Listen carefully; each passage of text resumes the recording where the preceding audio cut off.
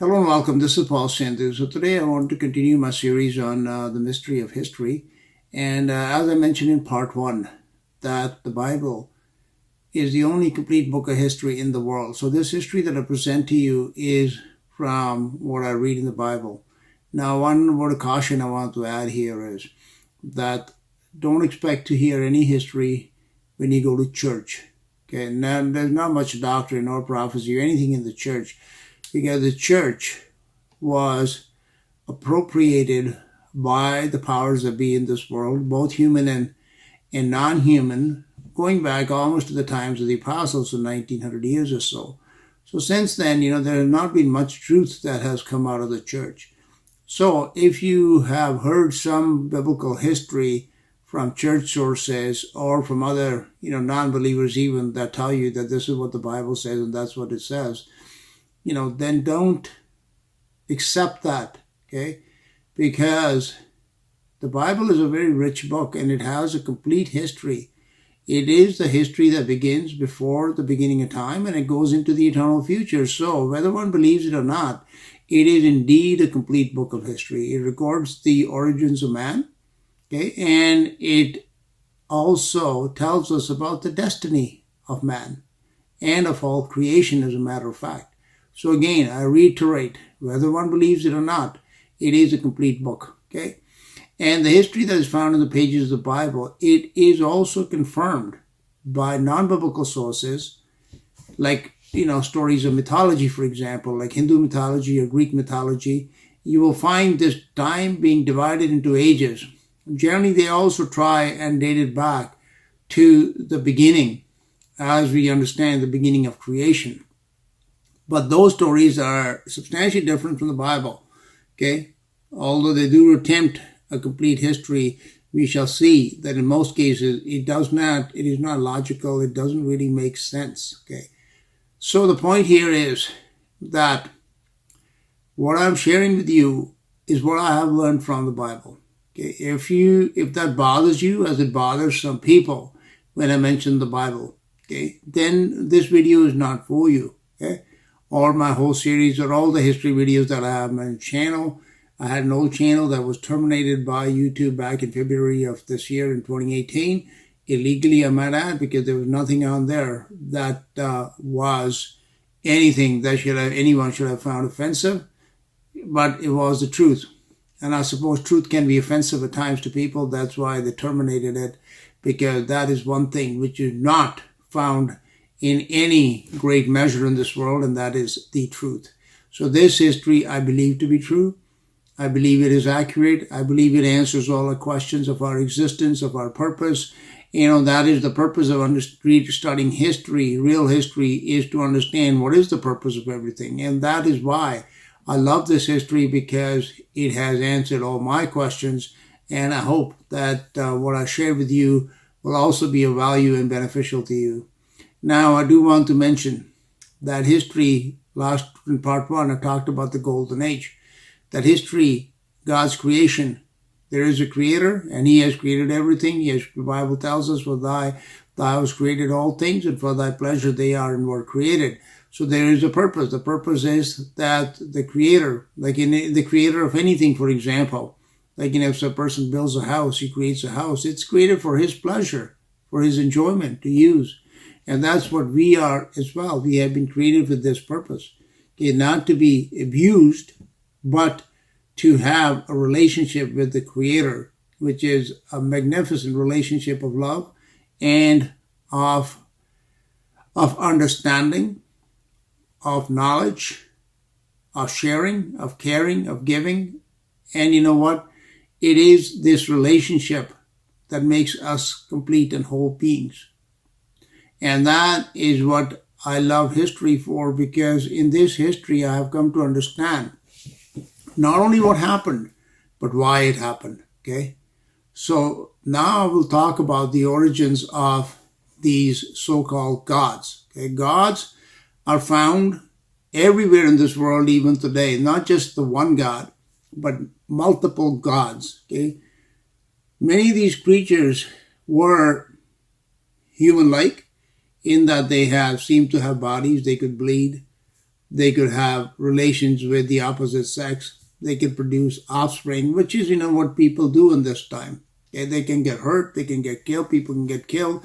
They can have sex. They can have children, all that. And many of these gods, like Zeus and Apollo and such are Greek gods.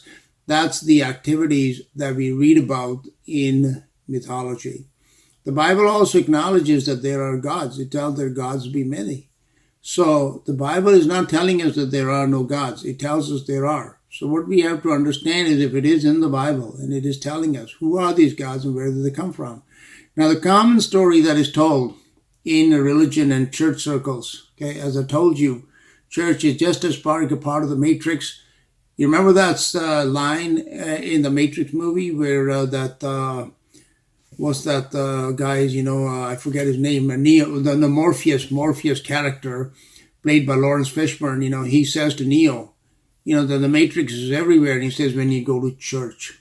Okay, yes, the Matrix is also in the church. So the church history tells us that the origin of the devil and of evil spirits and of these so-called gods of the nations, it lies with angels that God created. They're called fallen angels. Okay, the Bible never uses the term fallen angels, but that's what we are commonly taught, that all these evil creatures, there was only one race at one time that turned to evil, and everything that has been evil, all these creatures, demons, whatever, they have all originated from that one particular race. That, my friends, is incorrect. Okay?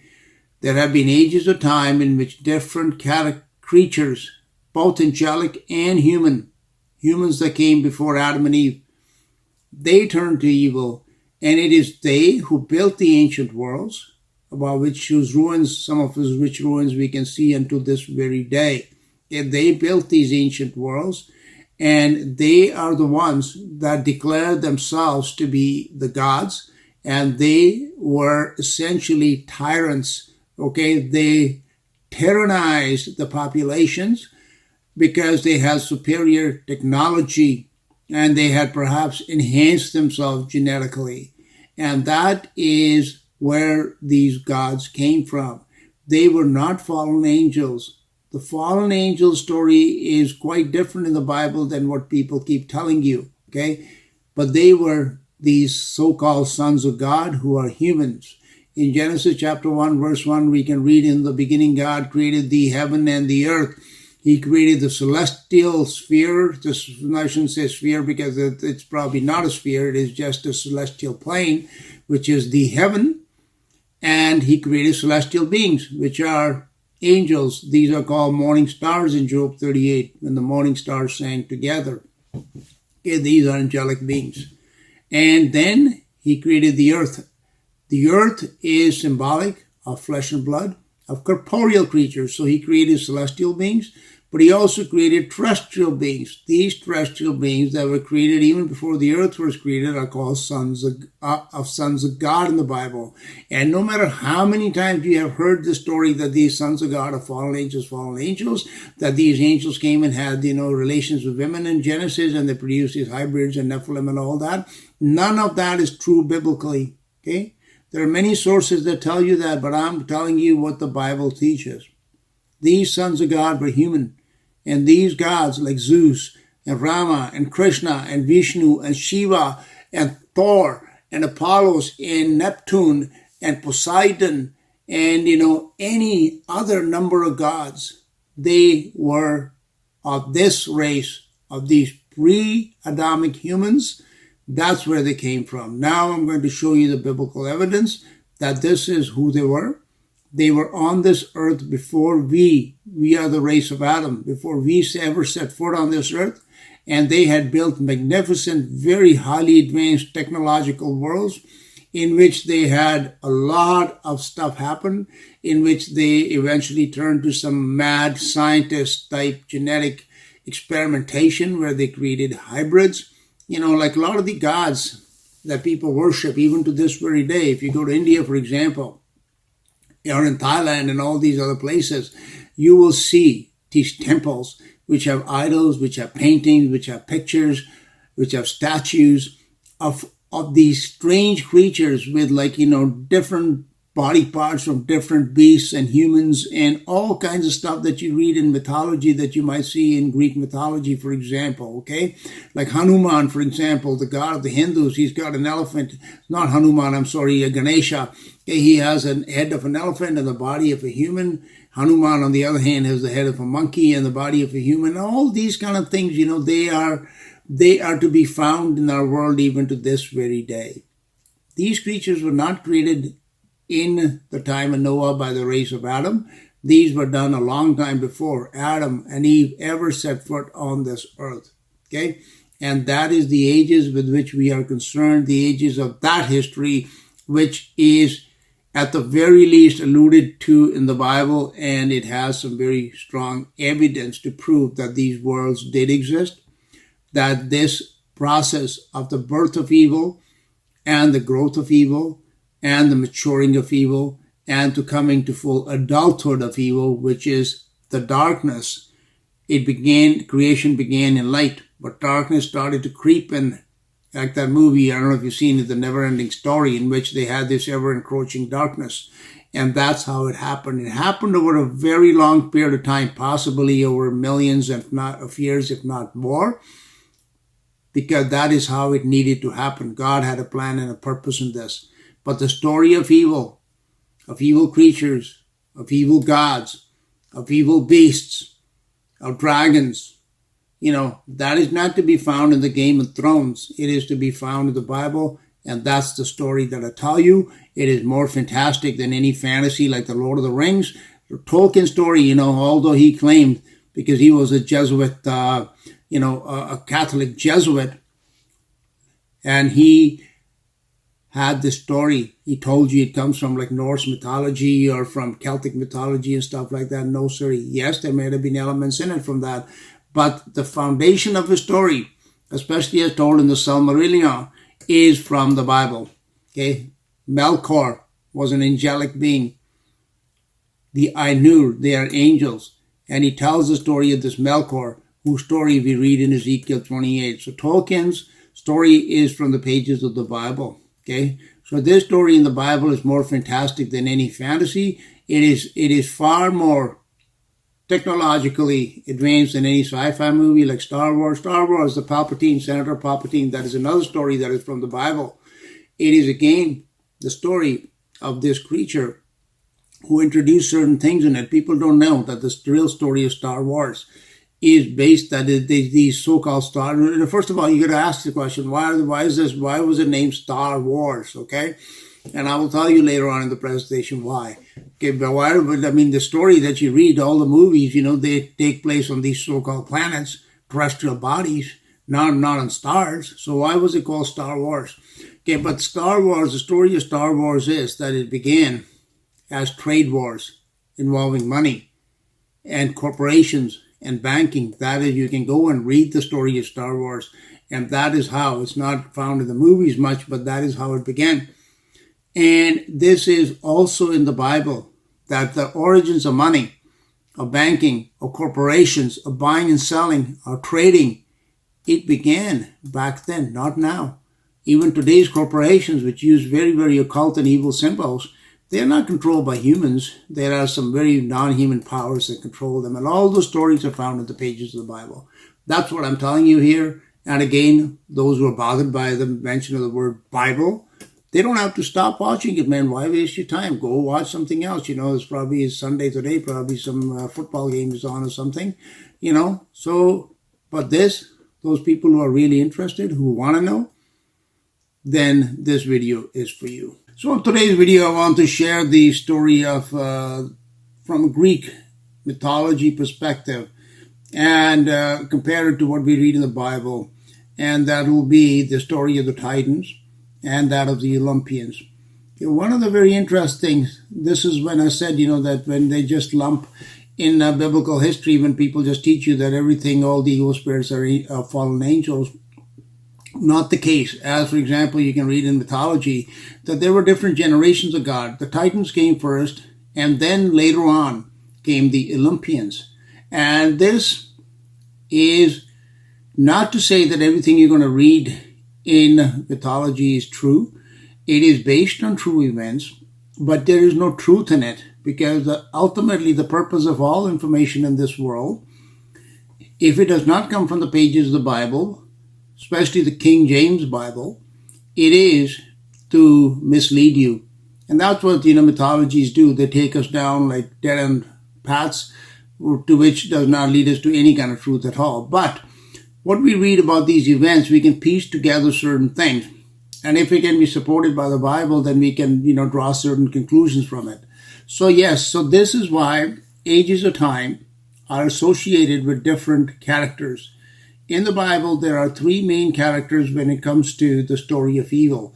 The first one is an angelic being. He's called the anointed cherub, and his story can be found in Ezekiel chapter 28. Okay, the story of these angels that sinned, as the Bible calls them, not fallen angels. The story of these angels that rebelled and sinned against God is the story of the Titans. Okay, and then came the Olympians after the Titans. And the story of the Olympians is that of Lucifer. Lucifer was not an angel, he was a man. The Bible clearly states that he was a man. He was of this race of these ancient sons of God that were created even before the earth was created. So human life has existed in creation since almost the very beginning of time. Okay? It is not new. We as a race are new, relatively new in this story, going back some 6,000 years now. This is the race of Adam that began in the Garden of Eden. But humans, flesh and blood creatures, that are very much like us, they have existed for much, much longer than that. So the story of the Olympians, it corresponds with the story of Lucifer and these sons of God who were on the earth. And that story is told in Isaiah chapter 14 primarily in the Bible. The third person that we are interested in is the person that the Bible calls Satan. Satan is neither an angel nor is he a man. He is a beast. Okay? He is a dragon, a reptilian, serpentine, dragon beast. And his origins and his story is neither that of the angelic race nor of the sons of God human race, of Lucifer and his followers. No, he is unique. Okay? In that he is the last one to appear on the stage, and he is the only one that is still active on it. The angels are locked away in hell, as is Lucifer confined in the bottomless pit.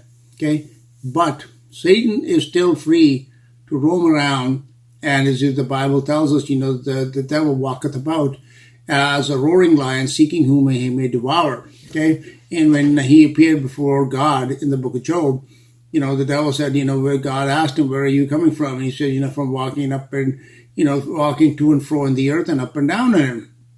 So this devil, this Satan, this dragon creature, he is still around. Okay. So this is the third person that we read about in the Bible. And all of these three, they correspond to three different ages of time. The origin of evil, of these evil gods, it lies with the angelic race. But then that mantle was picked up, and that angelic race corresponds with the Titans. And after the Titans came the human gods, and these correspond with the Olympians. And in the Bible, they are Lucifer, who would be comparable to Zeus. And then the third one are the category of the animal hybrid gods, and these are Satan and his beastly class. Okay, so this will all become clear in the process of this series. If you follow along, like I said, this story is more interesting than anything that Hollywood can put forth, and therefore it is real, because it's real, it's the truth. And once we understand that, ultimately what we want to understand is, okay, all this happened. All this evil came and all this destruction and everything happened. Worlds came, like in the sci-fi movies like Star Wars, you see all these worlds that are exploding and ending and being destroyed. That actually happened. Why?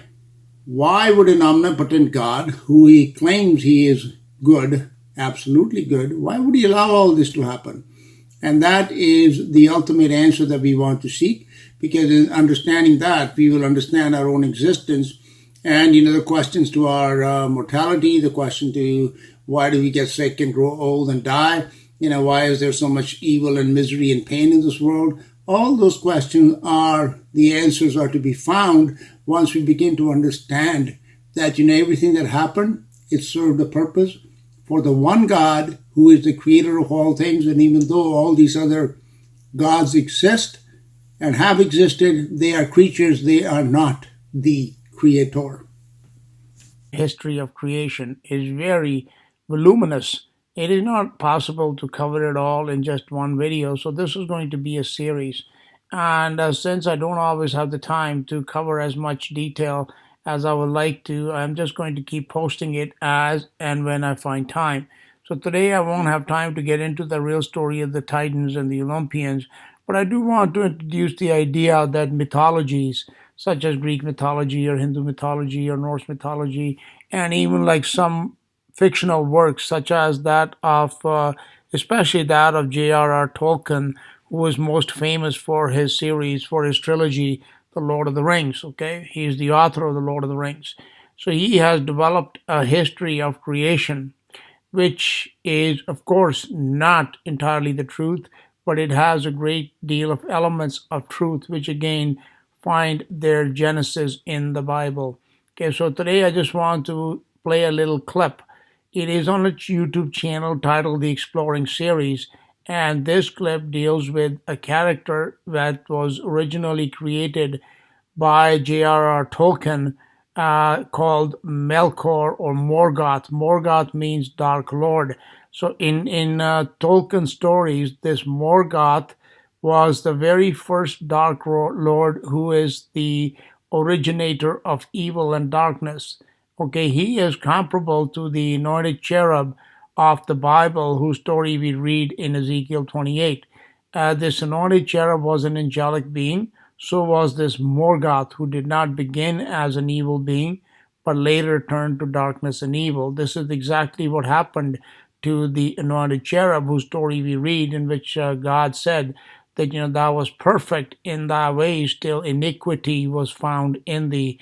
This is in Ezekiel chapter 28. So I'm just going to play this little clip for you. Then I'm going to end this here for this part, and then I will pick it up and I will, continue with the story of Morgoth, the angelic Melkor, and also the story of the Greek Titans and the Olympians, and compare it to the information that we have in the Bible, because then it will begin to develop a story or a picture or a tapestry of what transpired in the very ancient past.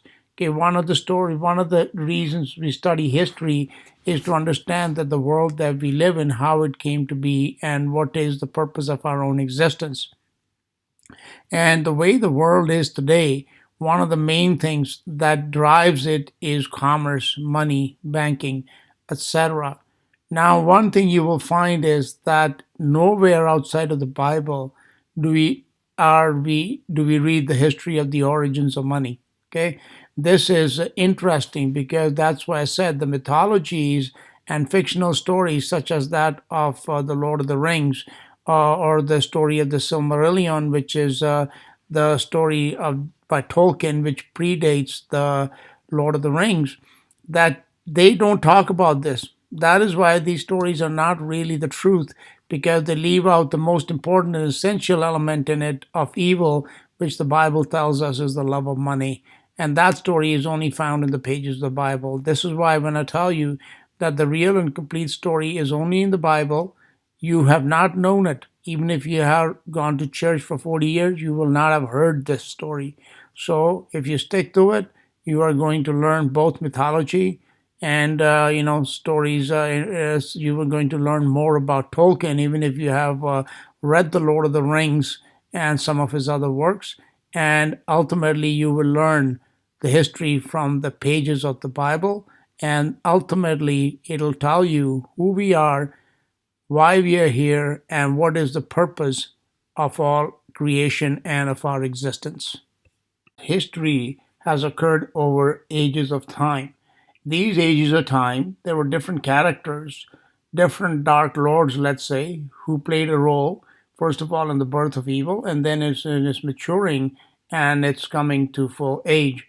which was necessary before the race of Adam could be made and placed in the Garden of Eden, where we have our origins. Okay, so these things had to have happened before we showed up on the scene.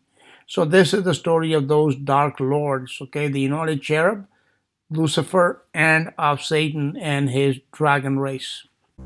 The great enemy, the corrupter, the first Dark Lord, Morgoth. Although most casual fans of Tolkien's work will cite Sauron as the chief villain within the legendarium, he is merely the protege of a far more powerful evil, Morgoth. If you've watched prior videos in this series, I've already painted a brief picture of Morgoth's life and events, but now we will more fully delve into the story of the first Dark Lord. Morgoth, at first called Melkor, was the most powerful among the Ainur created by Eru Ilúvatar. Those people who may not be familiar with Tolkien's works, complete works, the Ainur in his stories are an angelic race, very powerful, the highest of the angelic order. And they were first created, and the most powerful one of these was called Melkor. So Melkor is the angelic being who later turned to darkness and evil, and he became the Dark Lord Morgoth. And this is absolutely parallels the story of the anointed cherub. The Ainur would be the equivalent of the cherubim, which are a higher class of angels, and the highest of these was the creature called the anointed cherub, whose story we read in Ezekiel 28. He began as an angelic being, but later turned to darkness and evil, and therefore became the grandfather or the first Dark Lord in God's creation. God is good, and therefore evil could not have existed in the beginning, and therefore evil must have had an origin, and it must have developed over time. And that, my friends, is the history of the ages that have come and gone. And that is exactly what I'm trying to do in this series, is to piece together a beautiful history for you, so that in the end, this history you will see is the only complete history that answers all the questions, and it comes from the Bible. I use these stories such as that of Tolkien and mythological stories to help us gain a better understanding, but the complete story, as you shall see, is only going to be found in the Bible and nowhere else. Melkor differentiated himself from the other Ainur by wandering the timeless void, outside of time and creation, searching endlessly for the secret fire that Eru used to create life. But he could not find it because it was within Eru. During his time alone wandering the void, Melkor became impatient that Eru had given no thought to creating things within the void, and he began having thoughts of his own, unlike the other Ainur. When the Ainur began singing the song of creation, Melkor wove some of his own thoughts into the song, creating discord and clashing with the themes of Ilúvatar. Clip of this video in the description, and you can watch the rest of it. But I just wanted to mention here that in Tolkien's work, Ilúvatar is the name of the god, the one supreme creator, okay, which Tolkien himself said was the God of the Bible. Okay. And we can also read about these angelic beings, like the singing of the Ainur, for example, that in Tolkien's work, the angels sing at the beginning of creation. And what do we read in Job chapter 38? That the morning stars, when God was laying the foundations of the earth, what happened? The morning stars were singing together. And the morning stars, of course, are the angelic race. And then secondly, about this Ainur, or this angel, this angelic cherubim, the anointed cherub, we can also read in Ezekiel 28 that the tabrets and his pipes, or that he had the gift of music given to him right from his very beginning. So you see, in Tolkien's work, music plays a big role. But as we shall begin to see, as I shall prove, that this idea is not original. It is in the pages of the Bible. Music, the singing associated with the time of the creation, it is very much from the Bible. And everything else that we shall see, mythology or such fiction as Tolkien's, it has a foundation in reality. It is based upon real historical events, but they are told in fictionalized form, and the purpose is not to lead us to the whole truth, but to present the truth so that the whole truth in the end becomes a lie.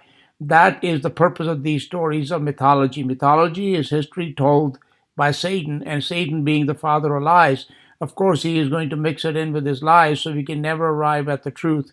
This is why only by comparing mythology or Tolkien's works to the Bible can we arrive at the truth and to understand what actually happened and why it happened. Finish, I want to actually play a little clip for you about the Greek Titans and these gods that were called the Titans. They were the first generation of gods. Now, if you watch this video, you will see something interesting here, that they tell us that the origin of these gods lay with Gaia, which is earth, and Uranos, which is heaven. And what do we read in the Bible in Genesis chapter 1, verse 1, in the King James Version in particular? It tells us in the beginning, God created the heaven and the earth, okay? So the origin or the beginning of creation begins with the heaven and the earth, and then we have all these other creatures that came about. So, of course, in mythology, it is presented in a fictional form, which really doesn't make much sense about these origins and all the things that happened. But when we begin to understand that there is one creator who has planned and created everything, including the rise of these dark evil lords, and because they will serve a purpose for him, and therefore it all begins to make sense. So this is one clip that I'm going to include here, including the link in the description to where you can find it, and then I will continue discussing in detail the story of these titans and the Ainur in Tolkien's work, which are the race of angels that first sinned and brought evil in God's creation. Hi everyone, and welcome to the first episode of Mythical Factory in Depth. In these types of videos, I'll go more in details about specific subjects in mythology. Today, we're exploring the myth of the powerful Titans. The Titans were a class of primordial giants in the classical mythology of Greece and Rome. Their parents were Gaia, the primal goddess of the earth and mother of all life, and Uranos, the primal god of the sky and heavens. The Titans were originally 12 in number, 6 sons and 6 daughters, known as the Titanides. The first Titanide was Tethys. She was said to be the mother of all river gods and the Oceanids. Then came Theia, the goddess of light of incredible beauty. She was married to the Titan Hyperion and gave birth to the sun, the moon, and the dawn. The next Titanide was Phoebe. She was associated with the moon and the Oracle of Delphi. According to some sources, she was considered to be the goddess of prophecy. And then it was Rhea. She was considered as the mother of all gods. With Cronus, she had 6 children: Hades, Poseidon, Hera, Hestia, Demeter, and the last one, Zeus. After that came Themis, which was considered to be the human representation of the natural moral order. She represented the law, order, and divine right. She created the laws to govern and bring balance to everything in the world. And the last Titanide was Mnemosyne. It was said that the kings and poets received their powers of authoritative speech through the possession of Mnemosyne and her 9 daughters, the Muses. Among the sons, there was Hyperion first, the titan that was said to represent light and wisdom. He was the father of the sun, Helios, the moon, Selene, and the dawn, Eos. Then came Coeus, the titan that represented inquisitive minds and intellect. He will have 2 children that had a great impact in Greek mythology: Leto, who will later become the mother of the god Apollo and the goddess Artemis, and Asteria, the mother of Hecate. The next titan was Oceanus, the titan that was said to be the divine personification of the sea. He was married with his sister, Tethys, with whom he had the Oceanids, whom were 3,000 in number. After that came Creus, the titan representing constellations. With his 3 other brothers, Coeus, Hyperion, and Iapetus, Creus also represented one of the 4 cosmic pillars that held the heavens and the earth apart. The next titan was Iapetus. He was considered to be the god of craftsmanship, and other sources attest him to be the god of mortality. Iapetus is often regarded as the progenitor of humanity, and that his sons were the ancestors of all humans. And finally, the last male titan, but certainly not the least, was Cronus. He was the leader and the youngest of the first generation of titans. Cronus became the leader by overthrowing his father, Uranos, by leading his brothers and sisters against him. While his brothers Hyperion, Crius, Coeus, and Iapetus held Uranos down, Cronus castrated him by using an adamantine sickle. Uranos' blood dropped on the earth and created the Gigantes, the Erinyes, the Meliae, as well as the goddess Aphrodite. The story of the Titans also has within itself the story of the origin of the giants, the race of giants called the Gigantes, okay, in Greek mythology. So, what we can see now in modern times, understanding more of science, where it tells us that they came from the blood of Uranos. So it seems like these giants races, wherever they came from, they must have had an origin. There must have been some sort of genetic manipulation, etc., that is must have gone on. That they take the blood and they do something, some kind of changes are made, as we can do even in modern times, and that's how this race of giants and some of these other hybrid creatures came about which we can read in all mythologies, and even for which we find evidence even today all over the earth. Before running back to heaven, Uranos cursed his children and prophesied that one day they will suffer for their crimes, and that Cronus will be overthrown by his own children. From that moment and on forward, the Titans lived in peace on top of Mount Othrys. However, afraid of his father's prophecy, Cronus became a tyrant, just like his father, and ate his own children as soon as they were born to prevent the prophecy from ever happening. However, one day, his wife Rhea tricked him and saved her youngest son, Zeus, by giving Cronus a rock wrapped with a cloth instead to eat. When Zeus grew up, he became Cronus' cupbearer, without the latter knowing it was even his own son. One day, Zeus gave Cronus a mixture of wine and mustard to drink. This caused him to vomit all the children that he had previously eaten. After freeing all his brothers and sisters from Cronus, Zeus rallied them together and started a rebellion against their father. And that is how the Titanomachy started. The Titanomachy was the war between the Titans and the Olympians, led by Zeus. The war lasted for 10 years. Zeus released the Hecatoncheires from Tartarus. They were giants of incredible strength with 100 hands and 50 heads. He also released the Cyclops. They will create for Zeus the famous thunderbolts, which will be Zeus's most powerful weapon. During the battle, the Hecatoncheires threw massive rocks at the Titans, and with the help of the Olympians, they won the war.